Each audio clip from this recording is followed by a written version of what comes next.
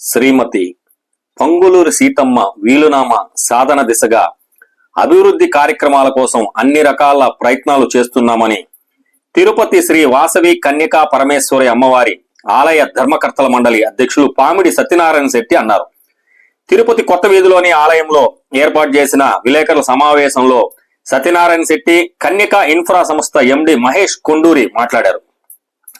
ముందుగా సత్యనారాయణ శెట్టి మాట్లాడుతూ ఇది వరకు ఉన్న అడ్డంకులన్నిటినీ అవరోధాలన్నిటినీ అధిగమించి సీతమ్మ నగర్ అభివృద్ధికి ఆలయ ధర్మకర్తల మండలి పూర్తి స్థాయిలో కట్టుబడి ఉందన్నారు.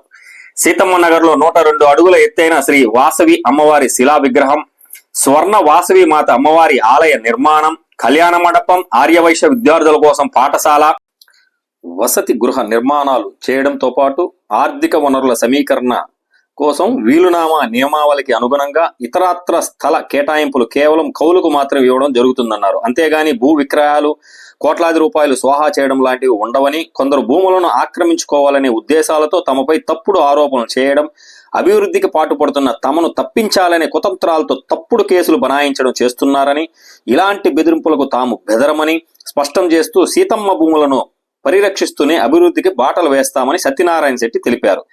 కన్యకా ఇన్ఫ్రా సంస్థ ఎండి మహేష్ కొండూరి మాట్లాడుతూ వీలునామా నియమావళి ప్రకారమే సీతమ్మ భూముల్లో తాము కొంత స్థలాన్ని లీజుకు తీసుకున్నామని, పిఎస్ మాల్ నిర్మాణం చేయాల్సి ఉందన్నారు. కొత్త వీధిలోని ప్రస్తుతం శిథిలా దశకు చేరుకున్న కళ్యాణ మండపం విడిది భవనం పునర్నిర్మాణానికి ఆర్థిక సహకారం అందించడం తమ అదృష్టమన్నారు. పిఎస్ మాల్ పేరిట ఎలాంటి నిధుల దుర్వినియోగం తాము చేయలేదని కన్యకా ఇన్ఫ్రా సంస్థ ఎండి మహేష్ కొండూరి స్పష్టం చేశారు. Welcome to my channel KSR TV. ఈయన ఆధ్వర్యంలోనే సుప్రీంకోర్టు రాయని పిలిపించి ఇదే గుడిలో ఆయన తీవలసిన గోపినాథ్ ఇదే అప్పు చెప్పారు యోచనకు చేసింది. అంత బాగానే ఉంది. మేము ఒకటే చెప్తున్నాము, ఆమెకు మేము నడుచుకుంటున్నాము. అక్కడ సత్రాలకి ఇవ్వమని ఎక్కడా లేదు. రెండో దాని ఎండోబెట్టిన భూమి కాదు. మీరు ఒక్కసారి ఆమె వీలునామాను పరీక్షించి పక్క సత్రాన్ని చూడండి. ఆమె ఎప్పటికప్పుడు ఆ సత్రాన్ని రెనోవేట్ చేయమని చెప్పింది. ఆ రెనోవేషన్ నిమిత్తం అయితే అక్కడ ఒక షాపింగ్ కాంప్లెక్స్ కి మా కుల పెద్దలను అడిగే పర్మిషన్ తీసుకొని మేము అది మొదలు పెట్టడం జరిగింది.